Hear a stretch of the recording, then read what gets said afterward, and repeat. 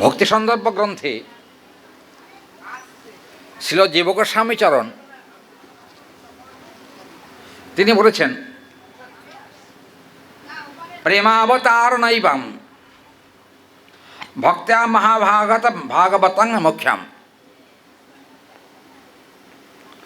ভক্তিরসামৃত সিন্ধু গ্রন্থে গোস্বামীপাদ বলছেন যে প্রেমের তারতম্য অনুসারে ভগবানও কিন্তু তার কাছে তারতম্য বিচারেই আবির্ভূত হয়ে থাকেন। সব ভক্ত সব ভগবৎ স্বরূপ দর্শনের সমর্থ নয়। যেমন মৎস্য, কূর্ম, বরাহ, রাম, শনিসিংহ ইত্যাদি এই সমস্ত ভগবত অবতারগণ এরা কিন্তু পূর্ণ ভগবান কেউ নন। আর রামচন্দ্রের ক্ষেত্রে কিন্তু একটি ব্যতিক্রম কথা বলা আছে দশাবতারের মধ্যে। দুজনের কথা দশাবতারে, এক হচ্ছেন রামচন্দ্র, দুই হচ্ছেন ভগবান নৃসিংহদেব। বিশেষত্ব বর্ণনা করেছেন টিকাকাররা। টিকাকাররা বলছেন, ভকতবৎসলম সর্বস্বমেব ধনম তপ সর্বৈক এষ ভাগবতোত্তমং ভবেৎ দৃষ্টাদি বিচারং সম্ভবতে সর্বং। বাবা এই দিলে ভক্তদের দেখতে অসুবিধা। দৃষ্টেদং সম্মকং পরবর্তীমেব ভাবো সংমহিতং ভবেৎ তত্র বা সাধক সিদ্ধশ্চৈব ভগবৎ স্বরূপেণ তারতম্যম বিভবতে।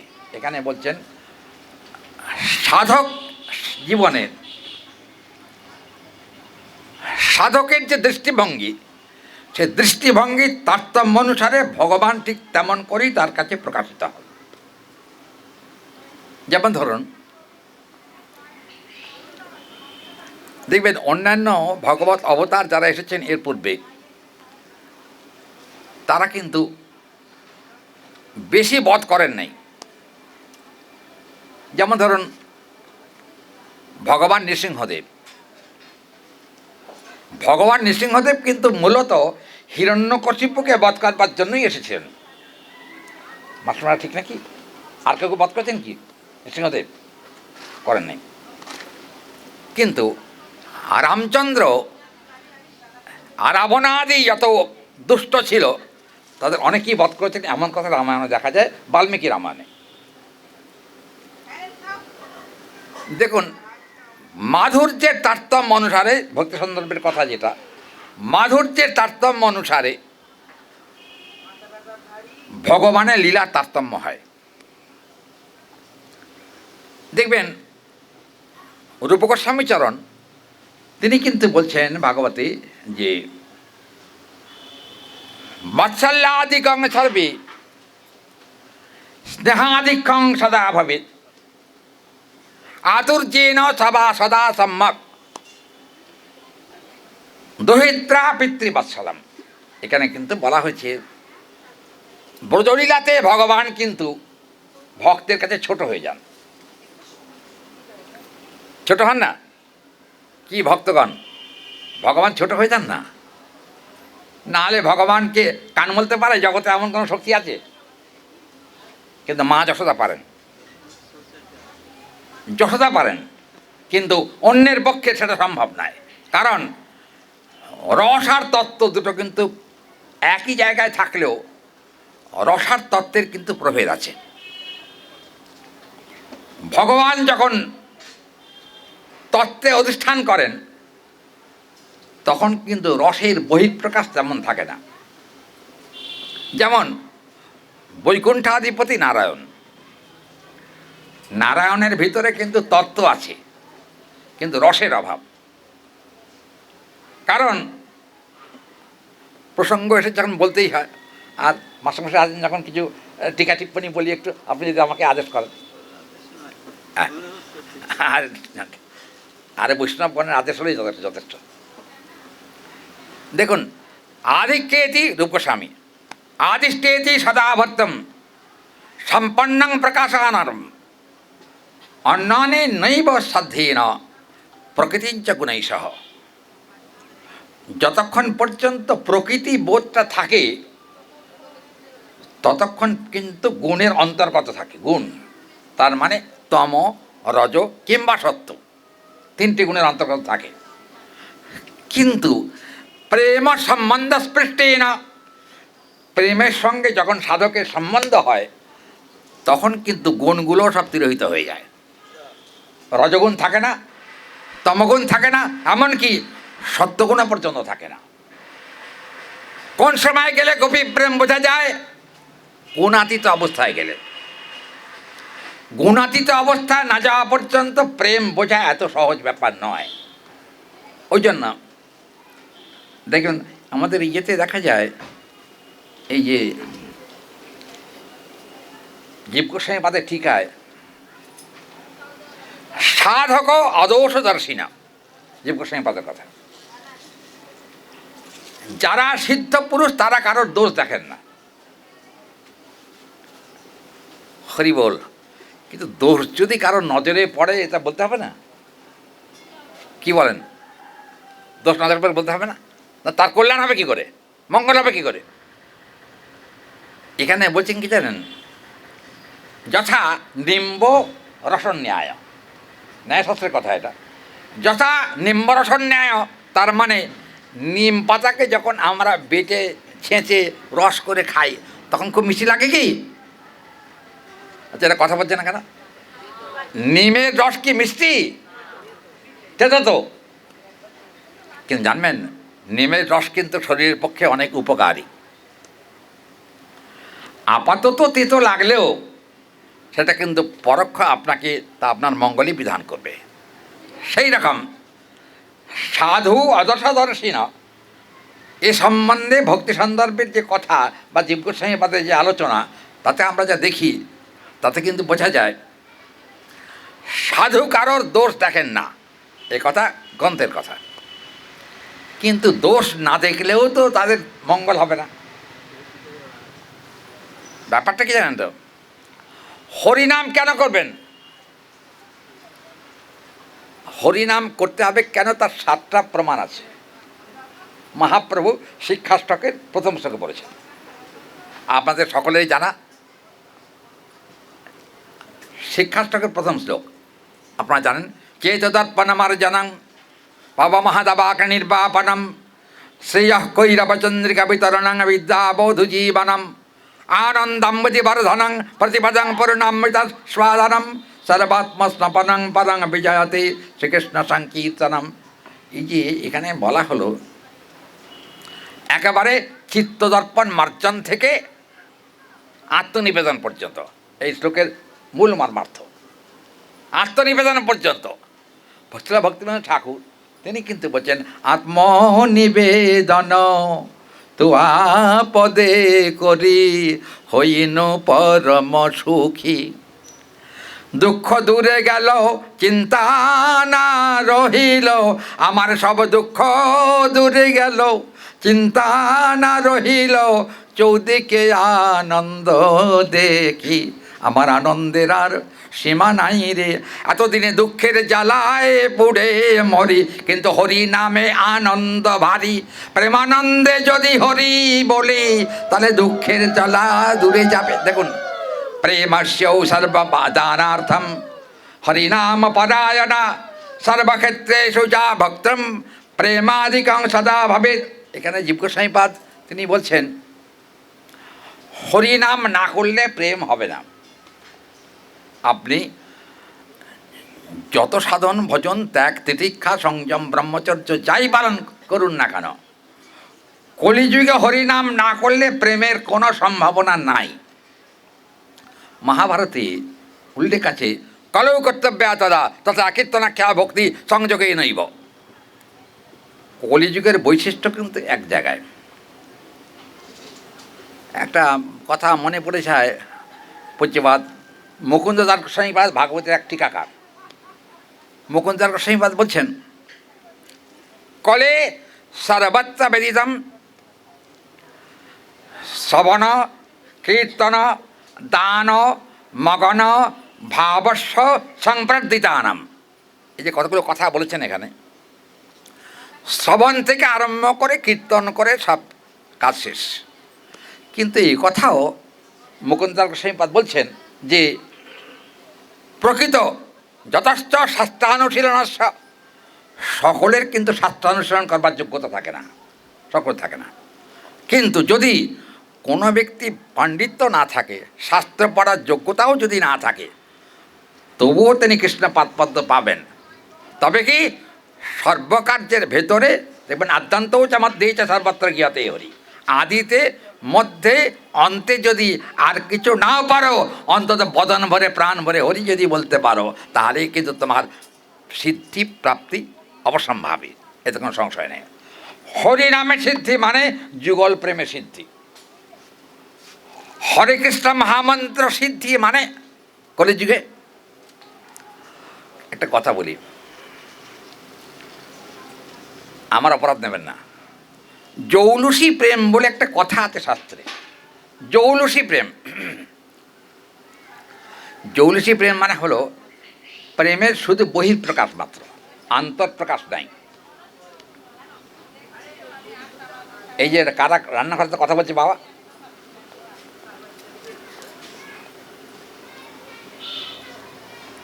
জৌলুসী প্রেম বলছেন শাস্ত্রে। এটা আমার আপনার কোনো কথা নয়, এটা হলো আমাদের পূজ্যপাদ টিকাকার, যিনি শেষের দিকে 64টি ভাগবতের টিকা আছে, তার ভেতর শেষের দিকে যার টিকা রচনা হয়েছিল, তিনি কিন্তু ভাগবতের টিকা রচনা করতে গিয়ে বলছেন প্রেমা জৌলসেই সম্ভ্রান্তে না। দেখবেন জৌলুসী কিন্তু সম্ভ্রান্ততা নয়। সম্ভ্রান্ততা কি? যেমন একটা দৃষ্টান্ত দেওয়া যায়, একটা বড় লোক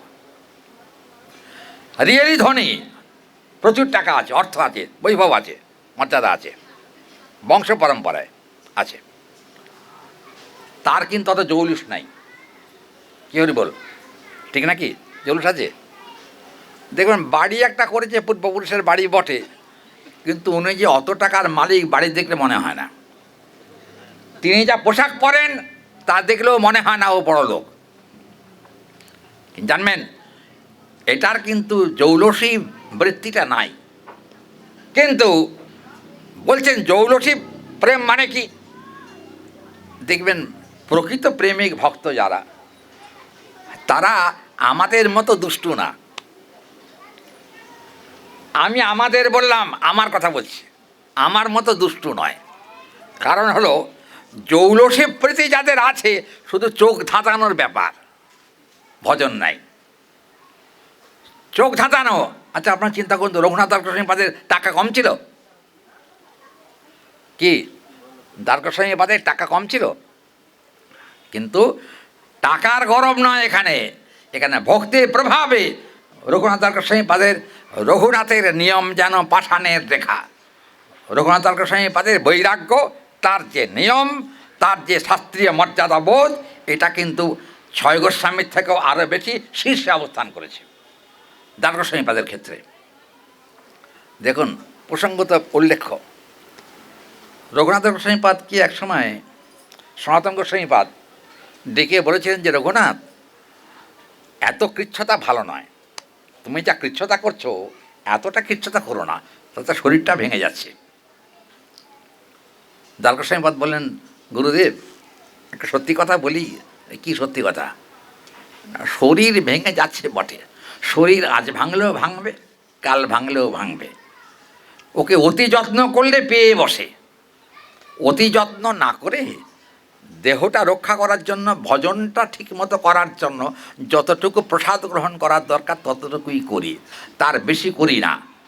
কিন্তু একটা কথা আমার মনে হয়, প্রচুর পরিমাণে যে আমাদের মহাজনদের পদ আছে না, আকণ্ঠ পুরিয়া করো, কি বাবা আকণ্ঠ পুরিয়া করো সেবা, আবার কী রে, আকণ্ঠ পুরিয়া করো প্রসাদ সেবন, উচ্চৈস্বরে কর হরি নাম সংকীর্তন।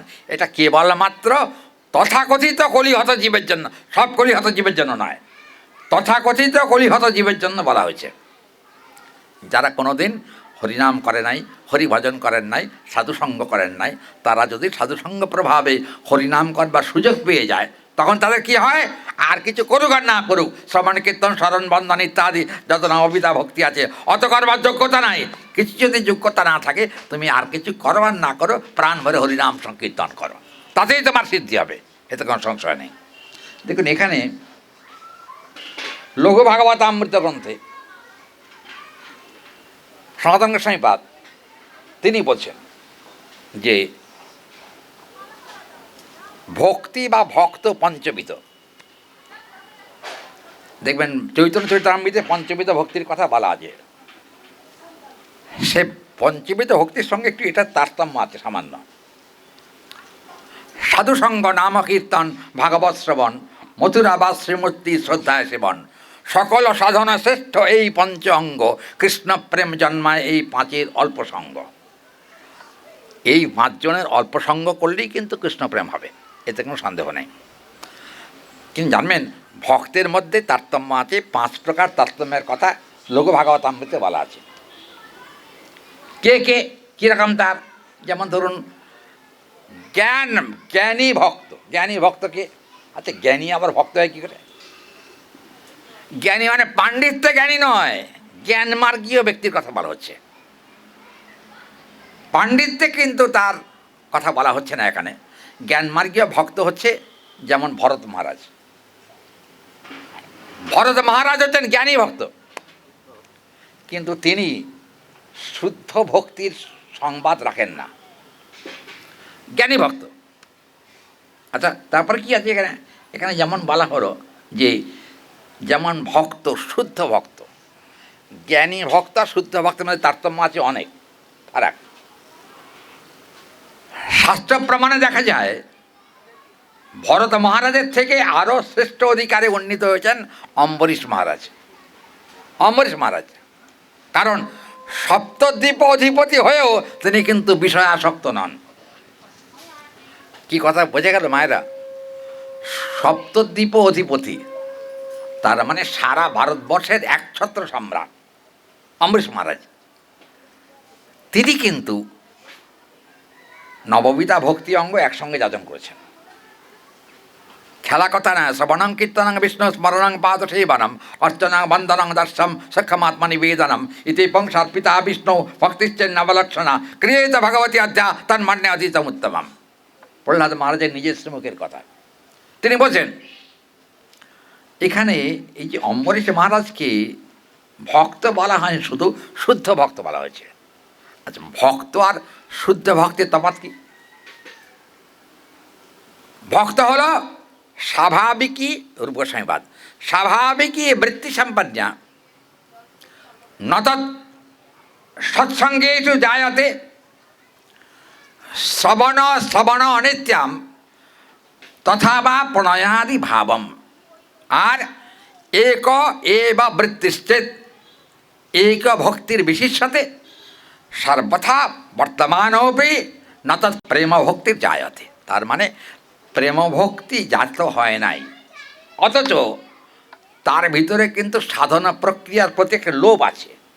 দেখবেন ইতি লোভাত, সাধন ভক্তির প্রতি লোভ আছে। কি ধরুন পাঠ শুনতে ইচ্ছা করে, এটা সাধন ভক্তির অন্তর্গত। পাঠ শুনতে ইচ্ছা করে, মা পড়ে যাবেন না, সোজা হয়ে বসুন, চোখ বুঝাবেন না, চোখ বুঝালে পাঠ শোনাবে না। আচ্ছা বাবা দিনের বেলা এখন 12:30 1টা বাজে, এখন যদি চোখ বুঝিয়ে আসে তাহলে তো মুশকিলের কথা। আপনি যদি চোখ বুঝেন তাহলে আমার তো চোখ বুঝতে ইচ্ছা করে, মনে পিছনে একটা বালিশ দিলে ভালো হতো, এরকম হবে না।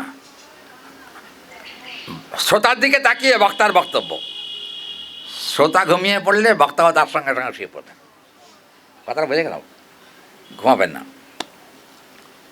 আর যদি ঘুমেতে খুব ইচ্ছা করে তাহলে বলি হয়তো একটা বালিশ ব্যবস্থা করে দিই, ওখানে ঘরে গিয়ে বিশ্রাম করুন। আচ্ছা শুনুন, একটুখানি বেশি সংস্কৃত বলা হয়ে যাচ্ছে, আমি টিকা ধরে বেশি কথা বলছি তো আজকাল, না বললে কি সমাধান হবে না ঠিক মতো। এই জন্য একটু ধৈর্য ধরুন, আনন্দ তো নিশ্চয়ই আছে হরিকথায়, এতে কোনো সন্দেহ নেই। আচ্ছা প্রথম আমরা শুনছিলাম ভরত মহারাজের কথা। ভরত মহারাজ জ্ঞানী ভক্ত। দেখুন জ্ঞানী ভক্ত হলেও তার ভিতরে কিন্তু ভক্তির অঙ্কুর ছিল ভরত মহারাজের ভিতরে। ভক্তির অঙ্কুর থাকার হেতুটা কি? সেখানেও কিন্তু সাধুসঙ্গ ছিল বলেই ভক্তির অঙ্কুর প্রকাশিত হয়েছে। অঙ্কুর পেয়েছেন তো, এখনও গাছ হয়নি, সবে মাত্র প্রথম গজিয়েছে, এরকম অবস্থা। কিন্তু অম্বরীশ মহারাজের ভক্তি বৃক্ষে বা ভক্তিরূপী সোপানে তিনি কিন্তু ঊর্ধ্বগতিত্ব লাভ করেছেন অম্বরীশ মহারাজ। প্রকৃতই পক্ষে জীব গোস্বামী পাদের টিকায় আমরা তা দেখতে পাচ্ছি যে প্রকৃত অম্বরীশ মহারাজ ভক্ত, একথা শুদ্ধ ভক্ত। আর প্রেম ভক্তকে, প্রেম ভক্ত হলো হনুমান। হরিবোল। হনুমানের কিন্তু প্রেমময় প্রীতি ছিল রামচন্দ্রের প্রতি। আর কীরকম প্রীতি ছিল হনুমানের? এখানে জন্য বলছেন প্রেমময় ভক্ত।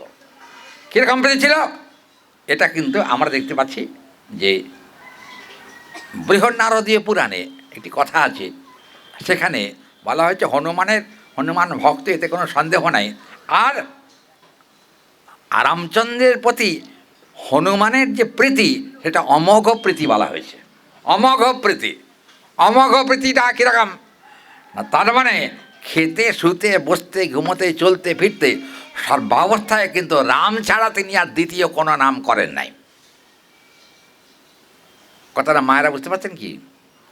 আর রাম ছাড়া আরেকটা কথা শুনুন, হনুমানের চরিত্রে দেখা যায় হনুমান কিন্তু বিশ্ব সৃষ্টির ইতিহাসে আজ পর্যন্ত কেউ কখনো তার ইষ্টকে বুক চিরে দেখাতে পারেননি। দেখেছেন কেউ কি? এমন কোনো সাধু, এমন কোনো মহাপুরুষ কেউ দেখেছেন বুক চিরে দেখেছেন রামচন্দ্রকে? দেখেছিলেন তো একা রামচন্দ্র নয়, বুক চিরে দেখিয়ে দিয়েছিলেন। বুক চিরে একেবারে রাম সীতা এখানে বসে আছে।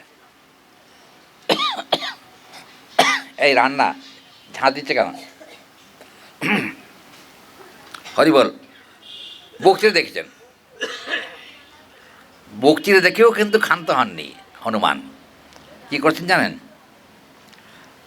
প্রমাণ করেছিলেন হনুমান যে আমার শরীরের প্রতিটি লোমকূপে রাম নাম আছে। বিশ্বাস করেননি বলে অনেকে হনুমান লোমগুলো ছিঁড়ে ছিঁড়ে যখন লোম তুলে দিয়েছেন, তখন দেখছেন প্রত্যেকটা লোমের গোড়াতে রাম রাম রাম রাম শব্দ লিখিত আছে। ওই জন্য কিন্তু এখানে টিকাকাররা বলছেন যে হনুমান হচ্ছেন প্রেমপর ভক্ত। আচ্ছা, যদি তাই হয় তাহলে যে প্রেমভক্তের হনুমান আর প্রেমপর ভক্তকে আমি বেশি আলোচনা যাচ্ছে না, কারণ কালকে তো আমার পার্ট নেই, আমাকে আজকে চলে যেতে হবে। ওই জন্য সংক্ষেপে বলছি। হ্যাঁ হ্যাঁ হ্যাঁ, আচ্ছা। তারপরে কি ব্যাপারটা হলো, এই যে প্রেমপর ভক্তের দৃষ্টান্তে লেখা হয়েছে অর্জুন আদি পঞ্চপাণ্ডব। অর্জুন আদি পঞ্চপাণ্ডব প্রেমভক্তের জায়গাতে আছেন। অর্জুনের কৃষ্ণপ্রীতির কিন্তু সীমা নাই। প্রসঙ্গত উল্লেখ্য, মহাভারতে আমি সেদিন দেখছিলাম, যেটা সংস্কৃত মহাভারত, ওটা দেখছিলাম। সেখানে দেখা গেল অর্জুন একদা কৃষ্ণকে বলছিলেন, হে সখে, তুমি আমার প্রাণতুল্য,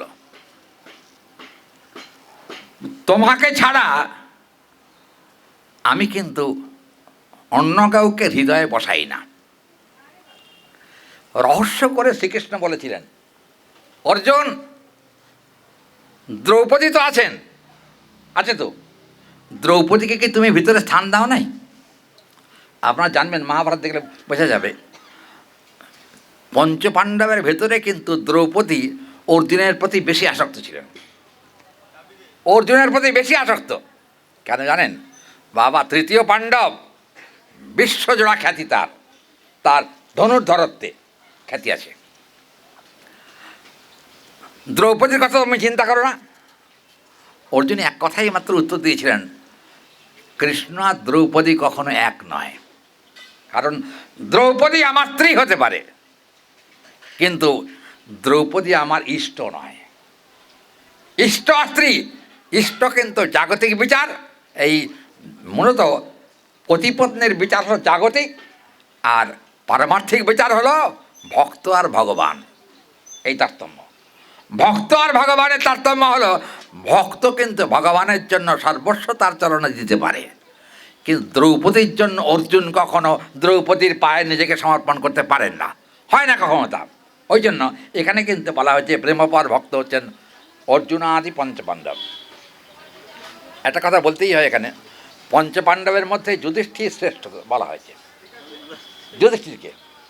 কিন্তু যুধিষ্ঠির সত্যবাদী, এ কথা সত্য, কিন্তু সত্যবাদী হলেও যুধিষ্ঠির কিন্তু কৃষ্ণের চরণে অর্জুনের মতো প্রীতিশীল নন। অর্জুনের যে কৃষ্ণের প্রতি ভালোবাসা, সে ভালোবাসা কিন্তু যুধিষ্ঠিরের ছিল না। তবে কি সত্যনিষ্ঠতা, ন্যায়নিষ্ঠতা, সত্যবাক এবং সত্য জ্ঞানসম্পন্ন ছিলেন যুধিষ্ঠির মহারাজ। দেখুন, কৃষ্ণের একটা বিশেষত্ব বলা হয়েছে, গোবিন্দ যখন দেবকী দেবীর গর্ভে ছিলেন সেই সময়তে সত্যম জ্ঞানম অনন্তং ব্রহ্ম, ভগবানের স্বরূপ বলছেন। ভগবান সত্য স্বরূপ, জ্ঞানস্বরূপ, তিনি অনন্ত, তিনি সাক্ষাৎ ব্রহ্ম। দেখবেন ব্রহ্মবিদ ব্রহ্মৈব ভবতি এলো জ্ঞান মার্গীয় কথা, এটা ভক্তি মার্গীয় কথা নয়। কিন্তু ব্রহ্মবিদ কখনো কখনো ব্রহ্ম হয়ে যান। আচ্ছা বাবা, ব্রহ্মবিদ ব্রহ্ম হয়ে যান, ভক্ত কি কখনো কৃষ্ণ হয়ে যান? কি বাবা আপনারা কি বলেন, ভক্ত কখনো কৃষ্ণ হন না? কখনো না, ভক্ত কখনো কৃষ্ণ হন না। কি হতে চান?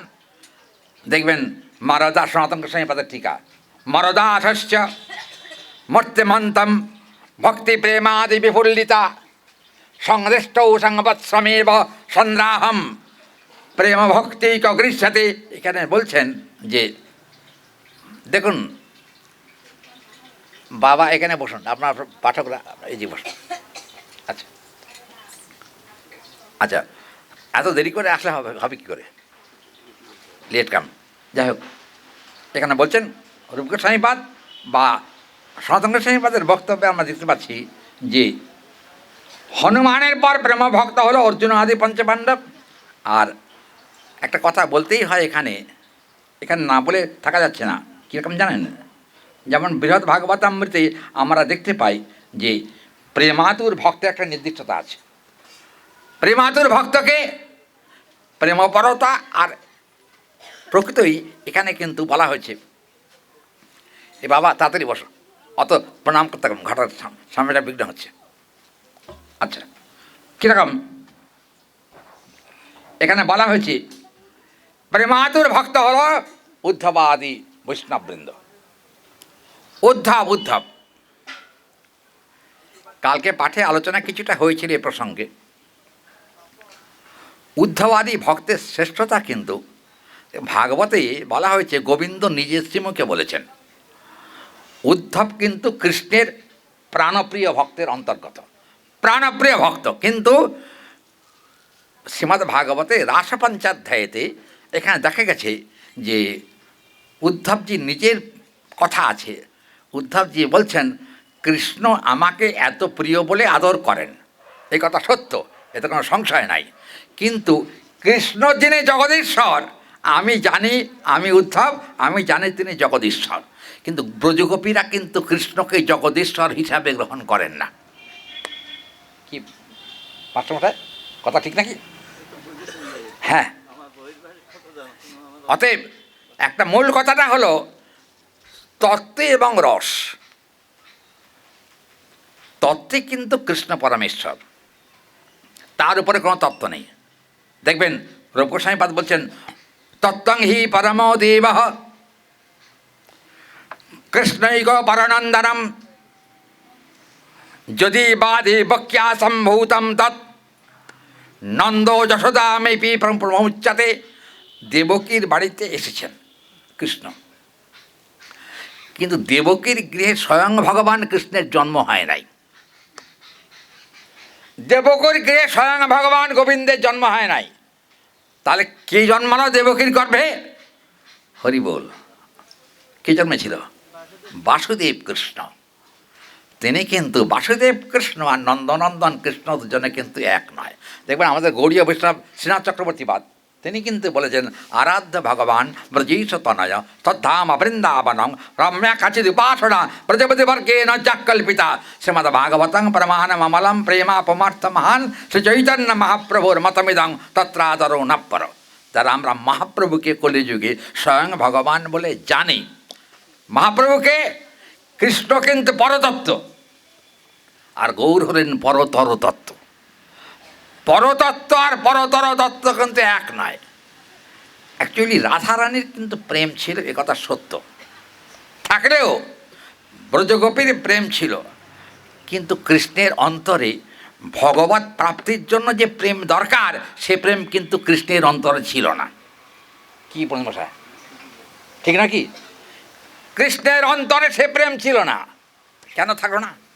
কৃষ্ণ তো রাধারানীকে ভালোবাসেন। আরে বাবা, ভগবানের প্রতি প্রেমটা যে প্রেম হওয়া দরকার সে ভগবানের ভিতরে হয় কখনো? আপনারা কি বলেন?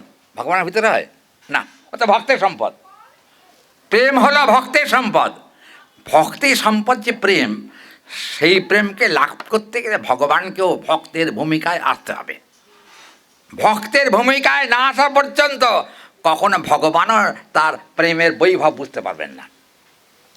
যার জন্য গৌর অবতারের দরকার হলো। গৌর এলেন কেন? ভগবানের আসতে পারতেন। কি বলেন? অন্তঃকৃষ্ণ বহির গৌরাঙ্গ দর্শিতাঙ্গাদি বৈভবম, ও কথাকে স্বীকার করে নিয়েছেন। অন্তরে যিনি কৃষ্ণ, বাইরে যিনি গৌর হরি। তার কারণটা কি? দেখবেন ভক্তি অবতারং ভক্তাক্ষম নামামি ভক্ত শক্তিকাম, পঞ্চতত্ত্ব প্রণাম মন্ত্রে আছে না? দেখবেন ভগবান কিন্তু আসলে ভক্ত নন, তিনি কিন্তু ভগবান।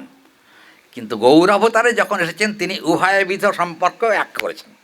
একদিকে ভগবান, যারা তত্ত্বদর্শী তারা গৌরহরিকে ভগবান বলেই স্বীকার করেন, আর যারা ভগবান বলে জানেন না তারা গৌরহরিকে মহাবৈষ্ণব হিসাবেই গ্রহণ করেন।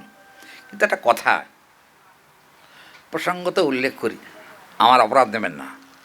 মহাপ্রভু কিন্তু ভক্তি সম্প্রদায়ের সন্ন্যাস গ্রহণ করেন নাই। করেছেন কি? মহাপ্রভু ভক্তি সম্প্রদায় সন্ন্যাস গ্রহণ করেন নাই, তিনি কিন্তু ভারতী সম্প্রদায়ের সন্ন্যাস গ্রহণ করেছেন। হ্যাঁ, কেশব ভারতীর কাছ থেকে। আচ্ছা, ব্যাপারটাকে ব্যতিক্রম হলো নাকি? না, ব্যতিক্রম নয়। ঠিক আছে, কোনো জ্ঞানী ভক্ত কখনো কখনো বৈষ্ণব হয়ে যান। ভক্তের চরমতা, বৈশিষ্ট্যতা, ভাবুকতা যখন লক্ষ্য করেন তখন কিন্তু জ্ঞান কোন সাগরে ভেসে চলে যায় সেখানে ভক্তি দেবী প্রবাহিত হন। তাহলে জ্ঞান সাগর চলে গেল কিন্তু প্রেমের সাগর কিন্তু উত্থলিত হলো। তার মানে প্রেমের সাগর সেখান দিয়ে প্রবাহিত হয়ে গেল। আগে যেখান দিয়ে জ্ঞান প্রবাহিত হচ্ছিল সেখান দিয়ে ভক্তি প্রবাহিত হলো। মহাপ্রভু কিন্তু জ্ঞানী ভক্ত নন। সন্ন্যাস তিনি লীলা করবার জন্য যেখানেই নেন না কেন, কিন্তু তার ভাবটার দিকে আগে তাকাতে হবে। মহাপ্রভুর ভাবনাটা কী? মহাপ্রভুর ভাব যদি জ্ঞানীর মতো হয় তাহলে কিন্তু তিনি জ্ঞানী সাধু। কিন্তু মহাপ্রভুর লীলাতে শৈশবকাল থেকে একেবারে অন্তিমকালের প্রাক মুহূর্ত পর্যন্ত মহাপ্রভু যত লীলা হয়েছে এমন লীলাটা রাধারানীও এর পূর্বে করতে সংকোচ বোধ করেছেন। এমন দৃষ্টান্ত আপনারা গম্ভীরায় শ্রী গৌরাঙ্গ নামক একটি গ্রন্থ বেরিয়েছে কিছুদিন আগে, তাতে আমি সেদিন দেখছিলাম। গম্ভীরা লীলা এতটাই গম্ভীর যাতে করে শিব ব্রহ্মার পর্যন্ত অচিন্তনীয়। সেখানে মাত্র 3.5 জন বসে আছে। 3.5 জন কে বাবা? হরিবোল, স্বরূপ দামোদর, রামানন্দ, সিকি মাইতি আর মাধবী দেবী। মাধবী দেবী 80 বর্ষ বৃদ্ধা, 80 বছর। অনেকে মনে করেন আচ্ছা, মহাপ্রভুতে এত বৈরাগ্য প্রবণতা ছিল, সেখানে আবার মাধবী দেবী ঢুকলো কেন? বৈরাগ্যে তো নারীর প্রবেশ নাই, ঢুকলো কেন? এই তো অন্যায়। দেখুন, যারা পার্ষদ তারা বয়স কমই হোক আর বয়স বেশিই হোক না কেন, তারা কিন্তু পার্ষদে ভগবানের সঙ্গে প্রীতির বা প্রেমের আদান প্রদান এটা কিন্তু ভক্তের সঙ্গে ভগবানের হয়। এই জন্য কিন্তু বলা হয়েছে মাধবী দেবী দেহবাস্থিত অবস্থাতে তিনি কিন্তু নারী বটে, কিন্তু তিনি ভগবানের পার্ষদ, ভিন্ন অন্য কিছু নন। পার্ষদ, পার্শ্বদত্বে কোনো নারীত্বের দোষ স্পর্শ করে না। পার্শ্বদত্তে কি মাস্টারমশাই, ঠিক নাকি? পার্শ্বদত্ত প্রসঙ্গ বলি, শিবাস পণ্ডিতের স্ত্রী, শিবাস পণ্ডিতের স্ত্রী। শিবাস পণ্ডিত জানেন তো পঞ্চতত্ত্বের এক তত্ত্ব, গৌর নিতাই অদ্বৈত শিবাস গদাধর, তাই তো? এখন শিবাস পণ্ডিতের স্ত্রী একদিন মানে শিবাসকে বলছেন, দেখো আমার অনেক দিনকার ইচ্ছা, আমি নিজে হাতে একটু মহাপ্রভু চরণ ধৌত করতে চাই। তুমি যদি আমাকে সেই চরণ ধৌত করার সুযোগ করে দাও তবে আমার সেই ভাগ্যটা রক্ষা হয়। শিবাস বলেন, আমি বাবা এখন কিছু বলতে পারবো না, আগে গৌরহরির সম্মতি পাই কিনা দেখি। তখন মহাপ্রভুর কাছে শিবাস একদিন গোপনে বলছেন, প্রভু আমার স্ত্রীর তো একটুখানি তোমার চরণ ধৌত করবার ইচ্ছা। মহাপ্রভু, আরে সর্বনা, না না না না না না, আমার পা ধোয়াতে হবে না। কেন? হ্যাঁ, খবরদার, পা ধোয়াবেন না। তখন শিবাস একটুখানি ঘাবড়ে গেলেন শুনে, প্রভু আমার স্ত্রী যিনি, তিনিও তো আপনার সেবিকা, আপনারই দাসী, ভুলে যাবেন না আমার স্ত্রী কিন্তু আসলে আপনারই সেবিকা। বললেন, দেখো একটা কথা বলি, আমি এখন গারস্থ জীবনে আছি, আমার স্ত্রী আছে, স্ত্রী মানে বিষ্ণুপ্রিয়া দেবী আছেন এখনও, আমি কিন্তু দ্বিতীয় কোনো নারীর স্পর্শ গ্রহণ করতে রাজি নই। মহাপ্রভু বলছেন শিবাস পণ্ডিতকে, কখনই সম্ভব নয়, আমার পা ধোয়াতে হবে না, বরঞ্চ এক কাজ করো, তোমার স্ত্রীর যদি একান্তই আমার কাছে আসার ইচ্ছা হয়, ওকে একবার আমার কাছে ডাকো, আমি একবার মা হিসাবে তাকে একটু দণ্ডবোধ করি, প্রণাম করি। কি হরি বল, কথাটা সম্পূর্ণ ঘুরে গেল, কিন্তু ঘুরে গিয়ে ভগবান ভক্তকে প্রণাম করতে চাইছেন। কি ব্যাপার বুঝুন। তাহলে দেখা যাচ্ছে শিবাস পণ্ডিত তাড়াতাড়ি স্ত্রীর কাছে গিয়ে বলুন, ও গো, বলে ও ও হবে না। কেন? গৌর রাজি হননি, মহাপ্রভু রাজি হননি। মহাপ্রভু রাজি হননি, বলে না। তাহলে এখন আমাদের গতি কী হবে? আচ্ছা তুমি এক কাজ করো, তুমি তো ছেলে আছো, গৌরহরির চরণ ধুইয়ে সেই চরণ ধৌত জল আমাকে একটু দাও, আমি একটু পান করতে যাই চরণামৃত। মাগো, কার ফোন বাজছে? ফোনটা বন্ধ করুন। এই কার ফোন দিয়ে এটা? এ বন্ধ কর। ফোনের যে কী আরম্ভ হয়েছে সর্বত্র, একেবারে ফোনের যন্ত্রণা। হ্যাঁ, হরি বল, আমার ফোন আবার না বাজে তাই ভাবছি। বাজে বাজে, আমি পাঠে বসে ফোন ধরি না কখনো। অনেক পাঠককে সেদিন একজন মহারাজের সঙ্গে কথা হচ্ছিল, দেখি পাঠ করতে করতে ফোন এসছে, বলে ফোন ধরে কথা বলে তারপর উনি আবার হরি কথা বলতে আরম্ভ করলেন। আমি মহারাজ, এটা কিন্তু ভাগবতকে মর্যাদা হয়ে গেল, ফোন ধরবেন পাঠের সময়, এটা কিন্তু সমীচীন না। যাই হোক, সেটা কথা। শিবাস পণ্ডিতের কথা হলো, তোমার যদি এতই চরণ স্পর্শ করবার ইচ্ছা হয়, সরাসরি চরণ স্পর্শ না করে মহাপ্রভুর পদধৌত জলপান করো, তাতে হয়তো গৌর যদি জানতে পারেন, যদি কখনো তিনি কৃপা করে অনুমতি দেন, তার প্রাথমিক অবস্থাটাকে তুমি আগে সারো। শিবাস পণ্ডিত সে কার্যেই ব্রতী হলেন। ব্রতী হয়ে মহাপ্রভুর কাছে নিবেদন করলেন, প্রভু আমার একটা মনে মনে বাসনা আছে, কি না একটুখানি তোমার চরণ ধৌত করতে চাই। মহাপ্রভু দৈন্য করে বললেন, না না না, আমার পা ধোয়াতে হবে না, ওই যে এখন সচী মাতা রয়েছেন, যাও সচী মাতার চরণ ধৌত জল তুমি মস্তকে ধারণ করো, সচী মাতার চরণ ধৌত জল নিলেই আমার হয়ে যাবে। বললেন, আমার স্ত্রীর মনে মনে ইচ্ছা, সচী মাতা নয়, আমার স্ত্রীর মনে মনে ইচ্ছা আপনার পদধৌত জল পান করতে চান। তখন কি মহাপ্রভু কি বললেন জানেন? মহাপ্রভু বললেন যে, শোনো শিবাস, একটা কথা বলি তোমাকে, যদি আমার চরণ ধৌত জল পান করে অবস্থা কি হবে জানো কি? শিবাস পণ্ডিত ঠাকুর তাকিয়েছে মহাপ্রভুর দিকে, কথা বলছেন না। কি ব্যাপার? চরণ ধৌত জল পান করলে কী আবার হবে আমার স্ত্রীর? বলে, সইতে পারবে তো আমার চরণ ধৌত জল পান করে? সইতে পারবে? তখন বলে, হ্যাঁ হ্যাঁ পারবে, আমার স্ত্রী পারবে। তখন শিবাসকে আদেশ করলেন, ঠিক আছে তুমি ইচ্ছা করো, করো, তোমার ইচ্ছা হচ্ছে করো, কিন্তু সাবধানে দিও, তোমার স্ত্রী কিন্তু সহ্য করতে পারবে না মনে হচ্ছে আমার। যাই হোক, শিবাস পণ্ডিত মহাপ্রভুর চরণ ধৌত করে সেই জল নিয়ে ঘরে গিয়ে তার স্ত্রীকে অর্পণ করেছেন, তুমি এটা গ্রহণ করো। যখন চরণ ধৌত জল দিয়েছেন, উনি আনন্দে বিভাবিত হয়ে একেবারে চরণ ধৌত জল, আর চরণ ধৌত জলের মন্ত্র কি আপনারা জানেন তো সবাই, অকাল মৃত্যু হরণাম। তারপর কি রে? তারপর কি? বাবা সংস্কৃতে ভুল করলে হবে না। বিষ্ণু পাদোদকং কৃত্বা, বিষ্ণু পাদোদক পান করলে কিন্তু তার সর্বব্যাধি চলে যায়, তো ব্যথা চলে যায়, কষ্ট চলে যায়। সব থেকে বড় কষ্ট যেটা মনের কষ্ট, নিয়মিত চরণামৃত পান করলে মনের কষ্টও দূরীভূত হয়ে যায়, মনেরও কোনো কষ্ট থাকে না। একথা কিন্তু আমাদের টিকাকারদের অভিমত। চরণধৌত করা হয়ে গেছে, চরণধৌত জল নিয়ে নাও।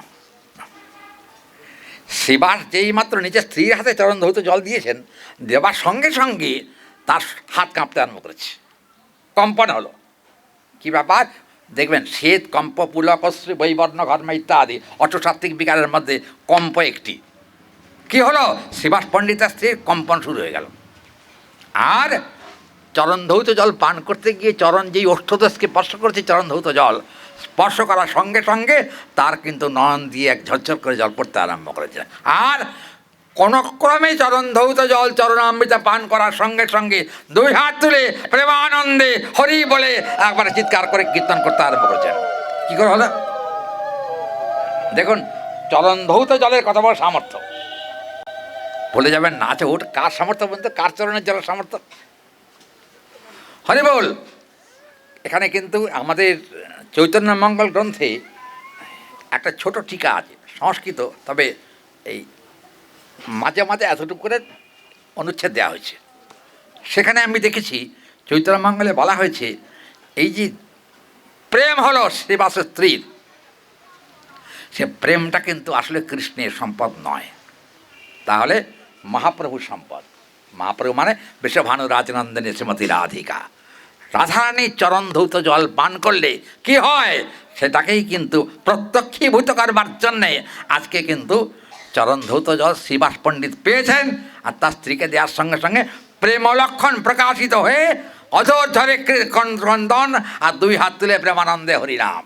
দেখুন, এগুলো প্রেমের লক্ষণের অন্তর্গত আমরা দেখতে পাচ্ছি এখানে। কিন্তু ওই জন্য কিন্তু উদ্ধব মহারাজ কিন্তু দেখবেন ভাগবতে বা উদ্ধব মহারাজ নিজে স্বীকার করেছেন, ব্রজগোপীদের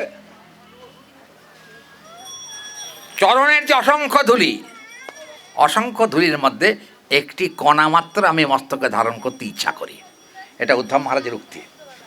প্রসঙ্গত উল্লেখ্য, দেখুন কি জাতীয় বৈষ্ণব।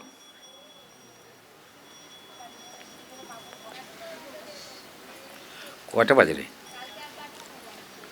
এই মরেছে, এত বেলা কী করে হয়ে গেল? আচ্ছা হরি বল। এখানে প্রসঙ্গত উল্লেখ্য যে উদ্ধব মহারাজকে দিয়েই কিন্তু শেষ কথা নয়, উদ্ধব মহারাজের পরেও কিন্তু ব্রজগোপীগণ আছেন,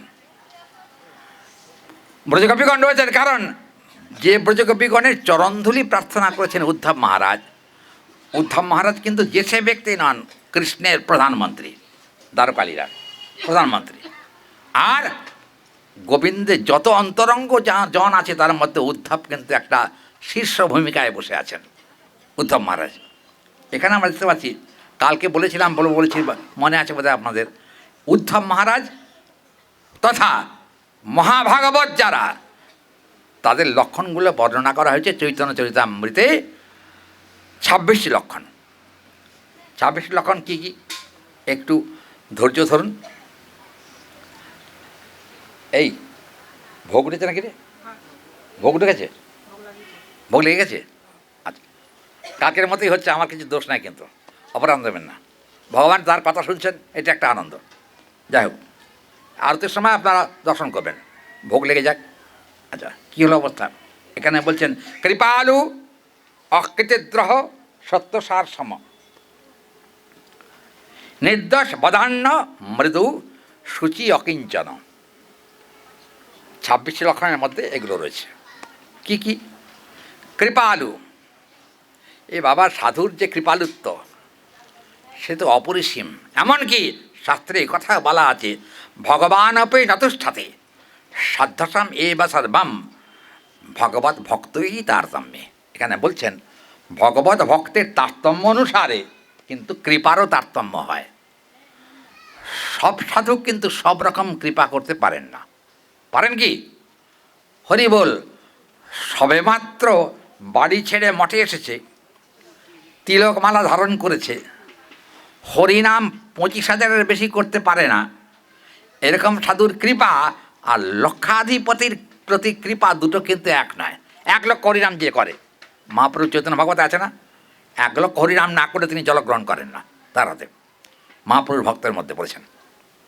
সেখানে আমরা দেখতে পাচ্ছি কৃপালু, কার কৃপার সামর্থ্য বেশি। দেখবেন এক এক যুগে এক এক রকম বৈষ্ণবদের কৃপার সামর্থ্যের কথা উল্লেখ করা আছে। কৃপার সামর্থ্যের কথা উল্লেখ করতে গিয়ে সেখানে একটা ছোট দৃষ্টান্ত দেব শুধু কেবলমাত্র।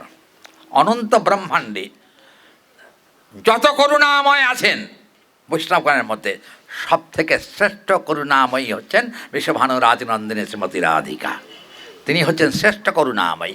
যত করুণা এসেছে সব কিন্তু রাধারানীর থেকেই প্রকাশিত। এমনকি কিন্তু ভাগবতের দিকে যে বলা আছে কংবা দয়ালু শরণাং ব্রজেমা, এমন দয়াল ঠাকুর কৃষ্ণের উপাসনা না করে কার উপাসনা করব, এটা ভাগবতের কথা। কিন্তু এখানে বলা হলো ভগবানের করুণার থেকেও ভক্তের করুণার মহিমা বেশি। কারণ ভক্তের কারুণ্যের দৃষ্টির মধ্যে যদি আমরা পড়ে যাই তাহলে কিন্তু কৃষ্ণ কৃপা আমরা পাবই, এতে কোনো সংশয় নেই, নিশ্চিন্ত থাকা যায়। প্রসঙ্গত উল্লেখ্য ছিল জীবগোস্বামীপাদ।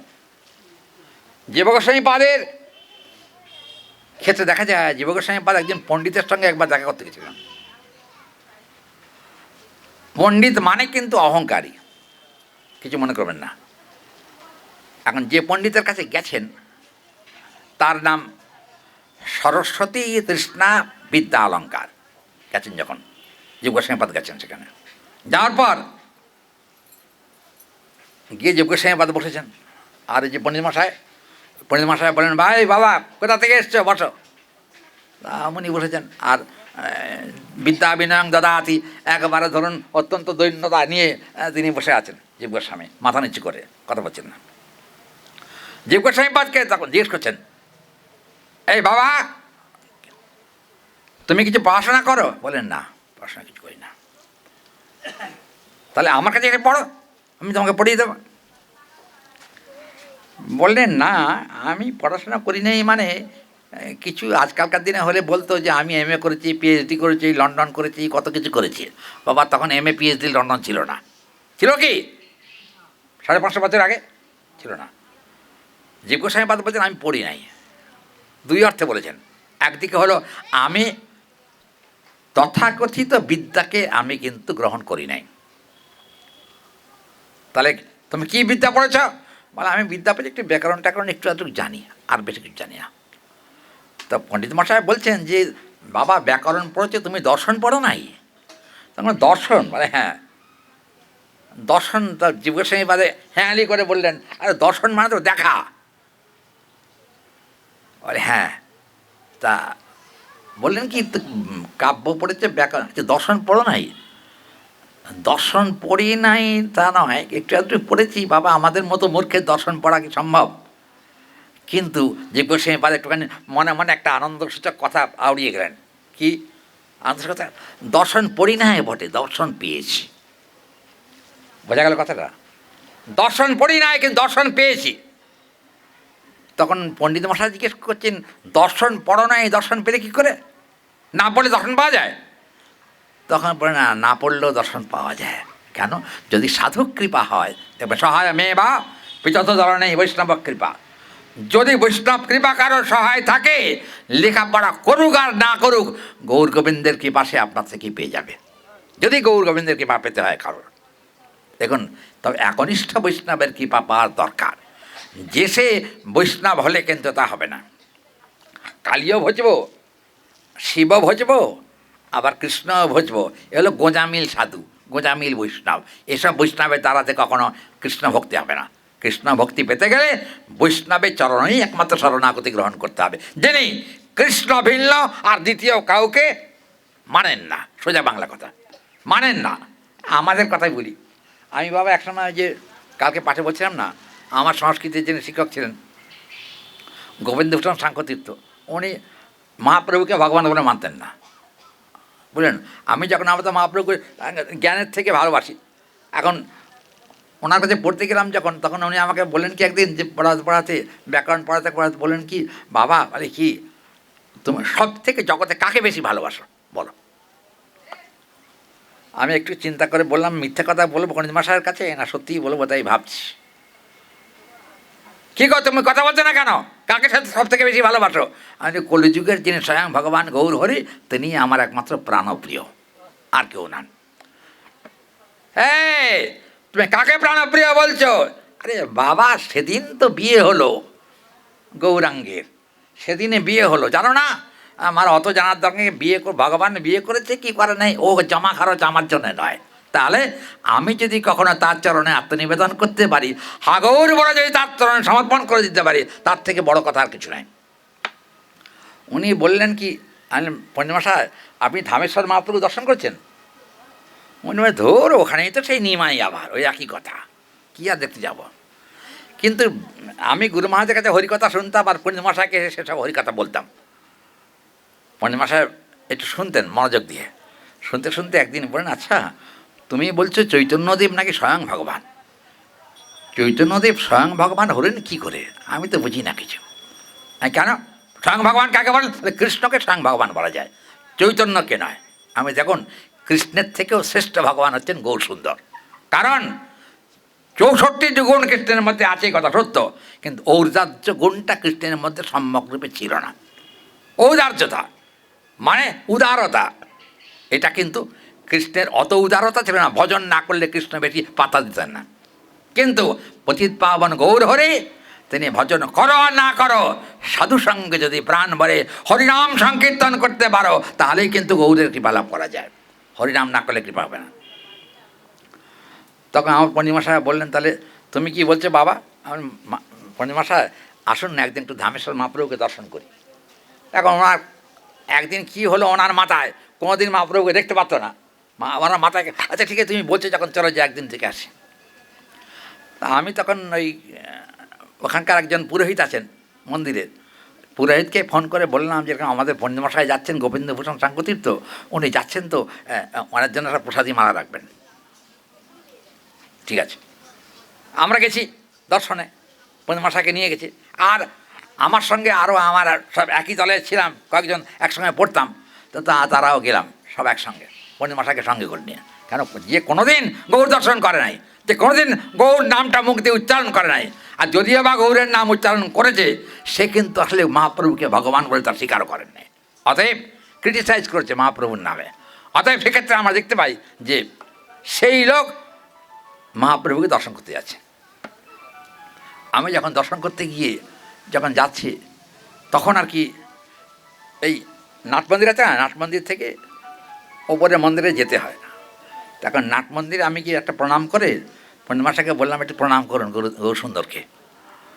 মানে না, আমার মাথা এত সস্তা নয়, হ্যাঁ আমার মাথার দাম আছে, বললি এখানে মাথা নত করবে নাকি? আমি দেখুন, বিশ্বব্রহ্মাণ্ড যেখানে মাথা নত করেন, সেখানে আপনি কে আর আমরাই বা কে? আপনার মতো পণ্ডিত, নবদ্বীপের পণ্ডিত কেশব কাশ্মীরের মতো পণ্ডিতের মাথা নত হয়েছিল মহাপ্রভুর চরণে, আপনি কোথাকার কে? উনি বলেন, কি বললে? কেশব কাশ্মীর সে সরস্বতীর বরপুত্র, মহাপ্রভুর চরণে যাবে কেন? আরে বাবা, সরস্বতী যেখানে স্বয়ং বলেছেন চৈতন্য ভাগবতে, আমি যার পাদে পাদ্যে নিরন্তর দাসী, সম্মুখে চাইতে আপনারে লজ্জাবাসী।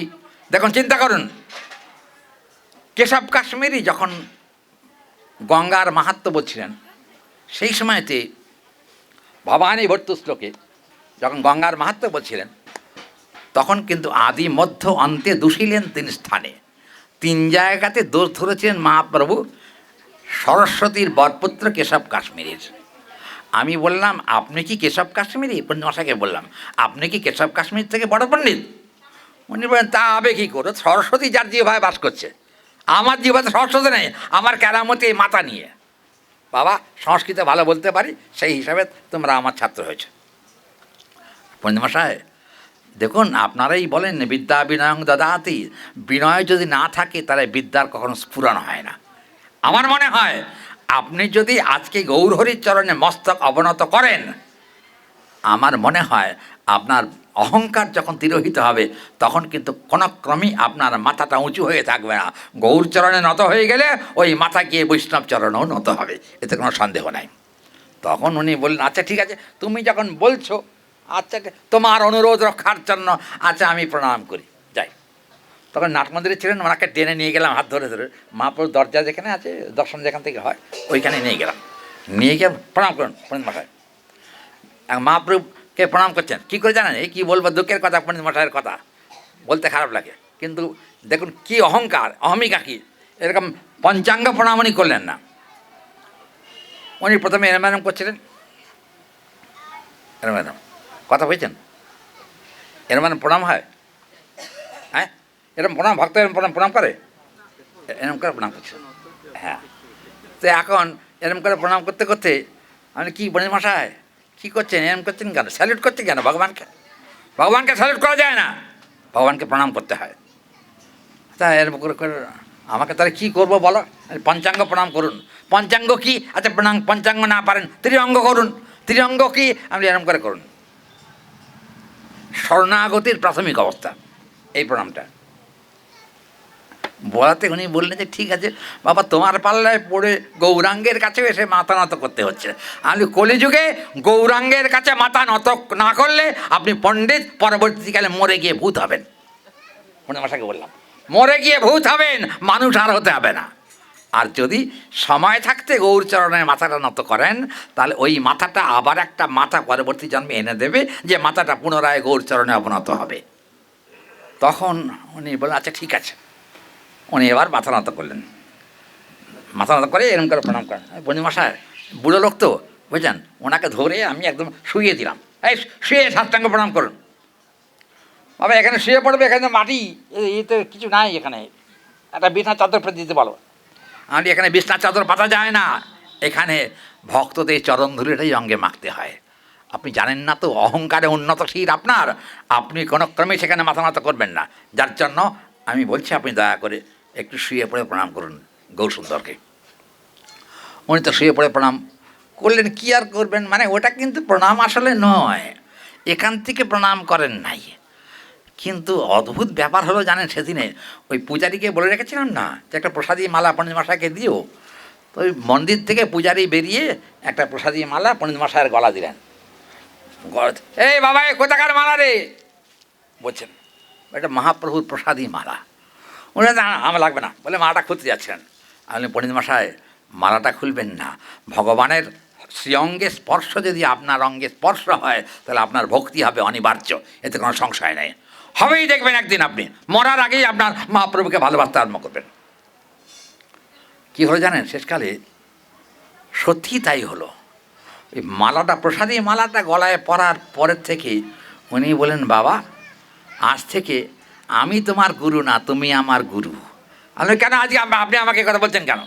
উনি বলেন, এত কথা আমি কিন্তু পণ্ডিত হয়েও জানতাম না, কিন্তু মহাপ্রভুর চরণে মাথা নত করলে যে ভক্তি পাওয়া যায় সেটা মালাটা পাওয়ার পরে আমি অনুভব করতে পেরেছি। বেশ ভালো কথা। কি হলো, অনেক প্রণাম প্রণাম করে আবার একটা প্রসাদ দিলেন পূজারি, হাতে করে প্রসাদ মুখে দিয়ে চললাম আমরা ওনার বাড়িতে পৌঁছে দেবো বলে। যাওয়ার পরে বলেন, বাবা তোমার মা বলছেন, মানে পণ্ডিত মশাইয়ের স্ত্রী বলছেন, তোমার মা বলছেন যে আজকে দুপুরে তোমাকে প্রসাদ পেয়ে যেতে। পণ্ডিত মশাই, মহাপ্রভুর ভোগ না হলে আমি খাই না। কেন? এখানে তো নারায়ণ আছে আমাদের। আরে নারায়ণের প্রসাদ খাওয়া যায় না তা না, তো পুজোটা সকাম হলে আমরা কখনো গ্রহণ করি না, নিষ্কাম পূজা হলে গ্রহণ করি। পণ্ডিত মশাই বলেন, তুমি দেখতে পাচ্ছি আমার থেকে বড় পণ্ডিত হয়ে গেছ, হ্যাঁ মনে রেখো তুমি আমার ছাত্র। আর পণ্ডিত মশাই ব্যাকরণের ছাত্র, কিন্তু ভক্তির ছাত্র আমি নই। ভক্তির ছাত্র আমার গুরুদেব, ভক্তির পণ্ডিত হচ্ছে আমার গুরুদেব। ওসব কথা বলবেন না, আমি ওসব শুনব না। কী হলো জানেন, সেই পণ্ডিত মশাই আমাকে আর বলতে হতো না, তার এক সপ্তাহ পথের থেকে প্রত্যেক দিন মহাপ্রভুর মন্দিরে যেত, আর গৌরের কাছে দুই চোখের জলে ভাসত, হা গৌর মরে যাবে কখন তার ঠিক নাই, তুমি আমাকে দয়া করো যেন মরার সময় আর কিছু বলতে পারি আর না পারি, প্রাণ ভরে জয় গৌর বলে যেন আমার প্রাণটা চলে যায়। এই কথা কিন্তু বলেছেন পণ্ডিত মশাই নিজে, আমরা নিজে কানে এসে কথা শুনেছি। দেখুন এখানে বলা হচ্ছে যে কৃপালু, কটা বাজে? 1:30 বাজে। বিশ্রাম করবো বাবা, চলে যাবো তো, আর কি চিন্তা? কা চিন্তা মরণে রণে, মরণেই বা চিন্তা কি, রণেই বা চিন্তা কি। আরতি করবে 10 মিনিট পরে করো, আমি প্রসঙ্গটা শেষ করে বলছি। 26টা তো 1 নম্বর চলছে এখন, তারপরে কি হবে? হরি বল। আপনারা বলুন না, এই 26টা বৈষ্ণবের 26টা লক্ষণ তো প্রথম কৃপা আলু এলো, তারপরে কি হবে? তাহলে 4টে তো বাজবে শেষ হতে। হ্যাঁ, আচ্ছা, না খেয়ে আপনারা বসে থাকতে পারবেন 4টে পর্যন্ত? হ্যাঁ হ্যাঁ, পেট চঁচক করছে, আবার পারবো। তখন মনে মনে আমাকে গালাগাল দেবেন, বুঝছেন? আরে বাবারে, আমি সুন্দর কথা বলতে পারি না, সে গুরুদেব বলান তাই বলি। যাই হোক, প্রচ্ছন্ন যে প্রসঙ্গে ছিলাম, আমি কৃপালুতেই রাখছি আজকে। প্রচ্ছন্ন কৃপয়া দৃষ্টম ভাস্করঞ্চ প্রভুৎসহ আদৃষ্টম সর্বক্ষেত্রেষু ভক্তি কৃপাল মানস। ভক্তি না হওয়া পর্যন্ত যথার্থ কৃপাটা প্রকাশ হয় না। ভক্তিতেই কিন্তু কৃপা প্রকাশিত হন। ভক্তি মহারানীর কৃপা না হলে সে জ্ঞানী সাধু হয়ে যায়, সে যোগী সাধু হয়ে যায়, কিন্তু ভক্ত সাধু হতে পারে না। ভক্ত যদি হতে হয় তাহলে ভক্তি মহারানীর করুণাটা অবশ্যমেব বা কর্তব্যম, অবশ্যই দরকার, না হলে কিন্তু প্রেমিক ভক্ত হিসেবে তার খেতাব কোনো দিন হবে না। দেখুন, এখানে জীব গোস্বামীপাদের একটা টিকা বলে আমি আমার বক্তব্য শেষ করব। জীব গোস্বামীপাদ বলছেন এখানে, ধন্যে তদণ্ডেন পুরুষঃ বৈষ্ণব কৃপাতু সম্ভবম সদ্ধর্মম সদ্গুণম যস্য কৃষ্ণ ভক্তৈকম ঈরিত। তার মানে কৃপালু এবং সাধুতা তাকেই বলে যিনি কৃষ্ণ কৃপা সম্যক রূপে লাভ করেছেন। আর কৃষ্ণ কৃপা যিনি পেয়েছেন, তিনি আবার অন্য কোনো ভক্ত যদি তার সঙ্গ করে, সেই সব সঙ্গকারী ভক্তদেরও কিন্তু একদিন গোবিন্দচরণে ভক্তি আসতে বাধ্য। কেন? বৈষ্ণব কৃপা না হওয়া পর্যন্ত গোবিন্দচরণে ভক্তি হবে না, কখন সম্ভব নয়। ওই জন্য না যাতু কামাত কাম উপভোগেন সম্মতি আছে না শাস্ত্রে। কামনার ভোগের দ্বারা কিন্তু সাম্যতা আসবে না, বরঞ্চ বর্তিতই হবে। কামনা কিন্তু বাড়ে ছাড়া কমে না। কিন্তু এখানে বলা আছে শতাং যমস্যেত ধারণাম হিত কীর্তনাৎ দেবো দেবস্য বল্লভাত কামৈক প্রতিহতাং সদা। কাম অনায়াসে প্রতিহত হয়ে যেতে পারে। কখন কাম প্রতিহত হয়? যদি শুদ্ধ ভক্তের সঙ্গ হয় আর প্রেমানন্দে হরিনাম সংকীর্তন হয়, তাহলে কিন্তু কাম পর্যন্ত প্রতিহত হয়ে যেতে পারে, এতে কোনো সংশয় নেই। তাহলে একটা ব্যাপার দেখা যাচ্ছে, কৃপালু বৈষ্ণবের একটা মহান গুণ, 26টি গুণের মধ্যে 1 নম্বর। আমরা তো শুনছি কথা ঠিকই, আবার কবে বারাসাতে আসবো তার কোনো নিশ্চয়তা নেই। এখনও প্রোগ্রাম ঠিক হয়নি। এসেছিলেন 2জন পাঠের জন্য বলতে, তা আমি বলছি বাবা আমার ওই সময় আসা হবে না, আমি তখন উত্তরবঙ্গে থাকবো, যার জন্য শিলিগুড়িতে থাকার কথা ওই সময়, যার জন্য আমি পারি না আমাদের প্রোগ্রামটা নিতে। যাই হোক, যদি আবার কখনো সৌভাগ্য পাই, সুযোগ হয়, আপনাদের কিয়ৎকাল আপনাদের সঙ্গ বা দর্শন তো পাই, এতে আমার জীবন ধন্য হয়ে যায়। কারণ সাধু দর্শনে আর সাধুর মুখে কৃষ্ণ নাম কথা শ্রবণে দুটোই কিন্তু প্রেমভক্তি প্রাপ্তির হেতু বলা হয়েছে। অর্থাৎ প্রেমভক্তি অনায়াসেই হতে পারে যদি সাধুসঙ্গ হয়। দেখবেন ওই যে পঞ্চবিধ ভক্তির মধ্যে 1 নম্বরেই কিন্তু আছে সাধুসঙ্গ। সাধুসঙ্গ মানে কি? ব্যভিচারী ব্যক্তি কখনো সাধু নয়, সোজা কথা। কারণ কপিল দেব মাতা দেবহূতিকে বলেছেন না, 3য় স্কন্ধে ভাগবতে,